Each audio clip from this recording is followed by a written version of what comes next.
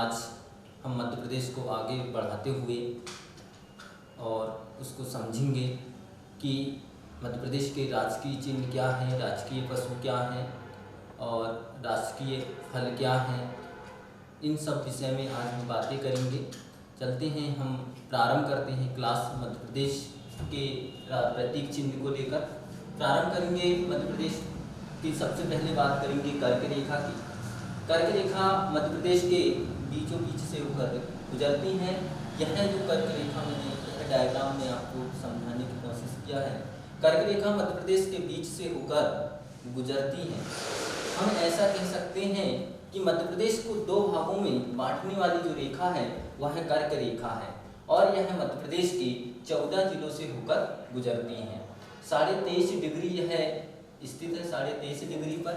और यह जिले से जो 14 यह रेखा से जो 14 जिले होकर गुजरते हैं वो हम उनको विस्तार से देखेंगे।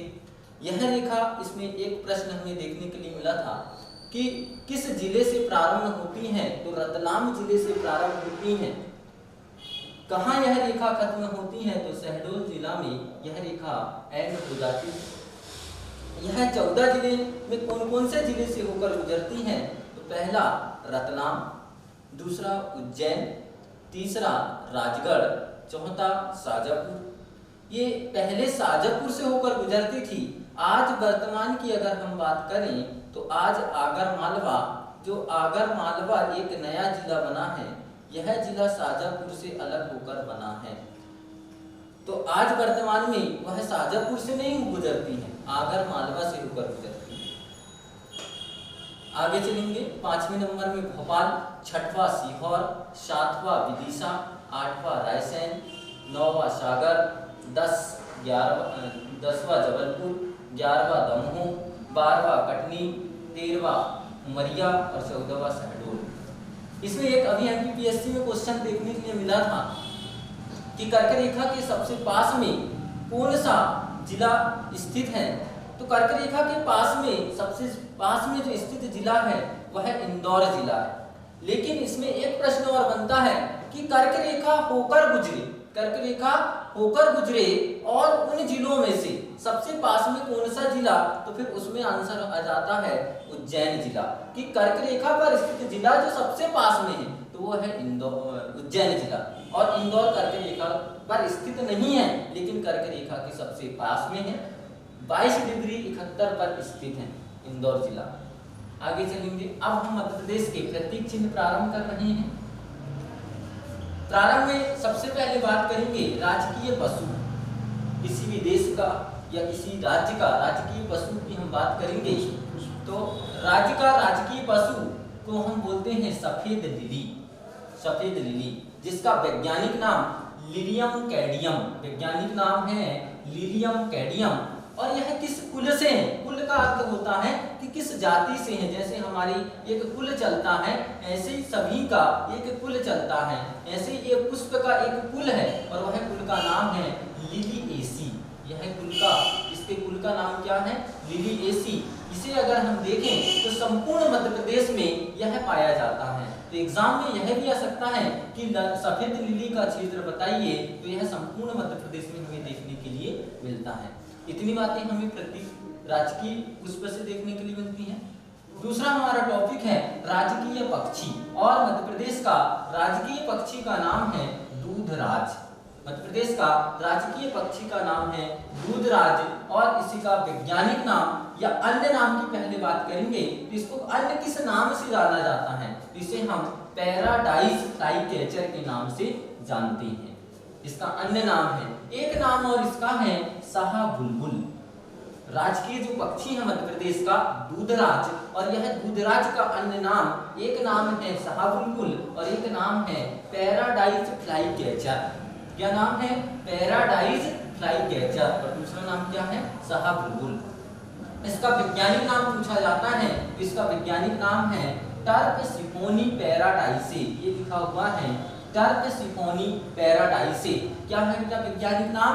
टर्कसिफोनी पैराडाइसे हैं। और यह क्षेत्र की बात करें कि किस क्षेत्र में यह राजकीय पक्षी देखा जाता है, तो मध्य प्रदेश का जो पश्चिमी क्षेत्र है वह वहाँ पे हम राजकीय पक्षी को ज्यादातर देखते हैं। जो पश्चिमी क्षेत्र होता है, मतलब हम देख सकते हैं कि मालवा क्षेत्र जो होता है, मालवा क्षेत्र में सर्वाधिक मात्रा में देखने के लिए मिलता है मध्य प्रदेश का राजकीय पक्षी, जिसका नाम है दूधराज। इसे राजकीय पक्षी घोषित किया है 1981 में।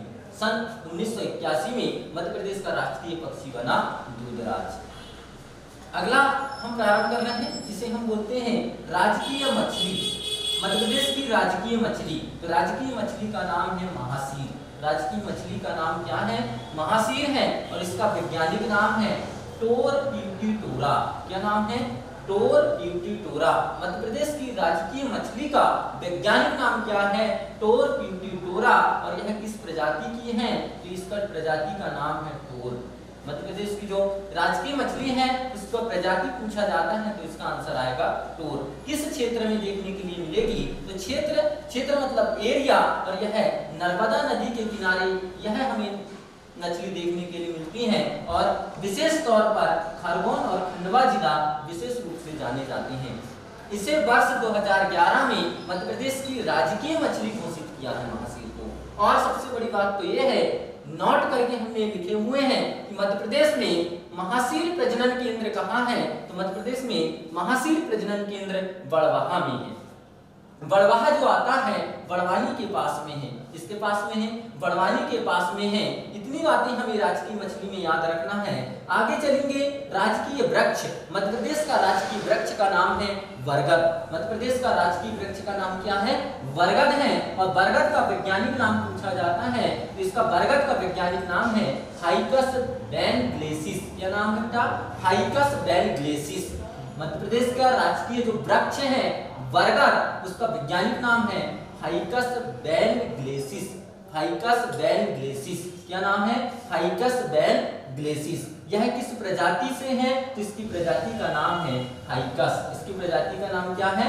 फाइकस। इसे भी हम संपूर्ण मध्य प्रदेश में देख सकते हैं। पूरा मध्य प्रदेश आपको दिखाई दे रहा है। पूरे मध्य प्रदेश में हमें राजकीय वृक्ष देखने के लिए मिल जाता है बरगद। आप देखिए, आपके गांव में, मोहल्ले में, पड़ोस में आपको बरगद ऐसे ही देखने के लिए मिल जाता है।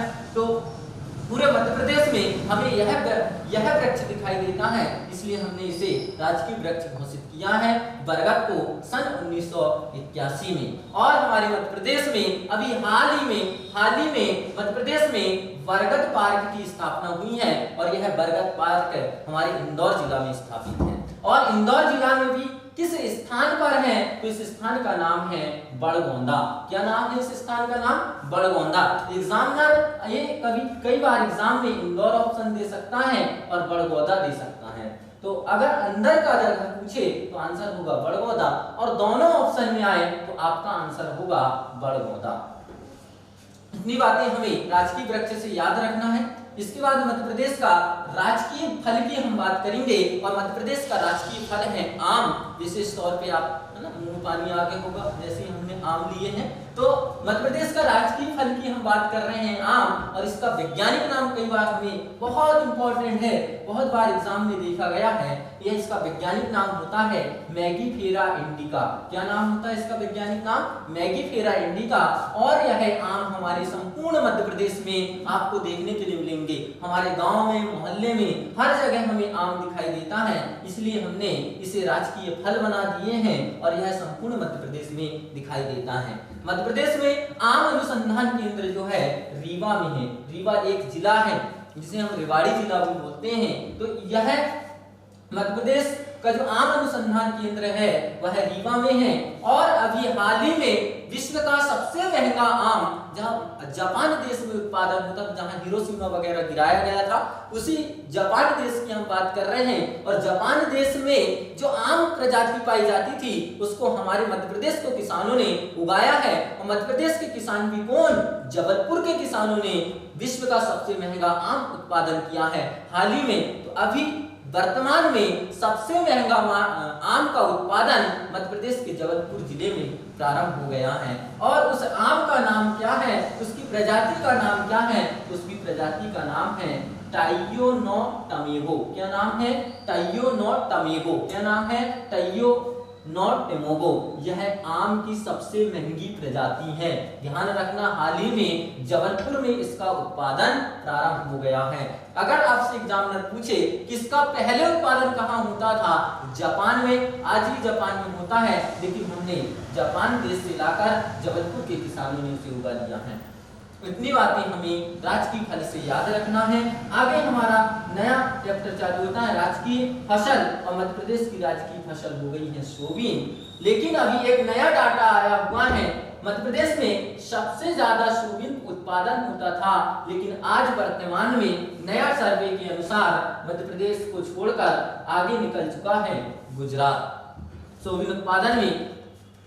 इससे पहले अभी लंबे समय से मध्य प्रदेश में सबसे ज्यादा सोयाबीन का उत्पादन किया जा रहा था। वैज्ञानिक नाम इसका है ग्लाइसिन मैक्स। क्या नाम है सोयाबीन का वैज्ञानिक नाम? ग्लाइसिन मैक्स है। और यह काली मिट्टी में सर्वाधिक इसका उत्पादन किया जाता है सोयाबीन का, और यह काली मिट्टी मालवा क्षेत्र में जानी जाती है। और काली मिट्टी की अगर हम बात करें तो मालवा क्षेत्र में बहुत ज्यादा काली मिट्टी में विशेष तौर पर कपास का उत्पादन किया जाता है, लेकिन सोयाबीन का भी उत्पादन किया जाता है। काली मिट्टी में कपास का उत्पादन ज्यादा होता है, इसी कारण काली मिट्टी को हम कपासी मिट्टी के नाम से जानते हैं। ये वीडियो आपको पसंद आया होगा तो इसे लाइक शेयर जरूर करें। धन्यवाद। किसका पहले उत्पादन कहाँ होता था? जापान में, आज भी जापान में होता है, लेकिन हमने जापान देश से लाकर जबलपुर के किसानों ने उसे उगा लिया है। इतनी बातें हमें राजकीय फल से याद रखना है। आगे हमारा नया चैप्टर चालू होता है राजकीय फसल, और मध्य प्रदेश की राजकीय फसल हो गई है सोयाबीन। लेकिन अभी एक नया डाटा आया हुआ है, मध्य प्रदेश में सबसे ज्यादा सोयाबीन उत्पादन होता था, लेकिन आज वर्तमान में नया सर्वे के अनुसार मध्य प्रदेश को छोड़कर आगे निकल चुका है गुजरात सोयाबीन उत्पादन में। इससे पहले अभी लंबे समय से मध्य प्रदेश में सबसे ज्यादा सोयाबीन का उत्पादन किया जा रहा था। वैज्ञानिक नाम इसका है ग्लाइसिन मैक्स। क्या नाम है सोयाबीन का वैज्ञानिक नाम? ग्लाइसिन मैक्स है। और यह काली मिट्टी में सर्वाधिक इसका उत्पादन किया जाता है सोयाबीन का, और यह काली मिट्टी मालवा क्षेत्र में जानी जाती है। और काली मिट्टी की अगर हम बात करें तो मालवा क्षेत्र में बहुत ज्यादा काली मिट्टी में विशेष तौर पर कपास का उत्पादन किया जाता है, लेकिन सोयाबीन का भी उत्पादन किया जाता है। काली मिट्टी में कपास का उत्पादन ज्यादा होता है, इसी कारण काली मिट्टी को हम कपासी मिट्टी के नाम से जानते हैं। ये वीडियो आपको पसंद आया होगा तो इसे लाइक शेयर जरूर करें। धन्यवाद।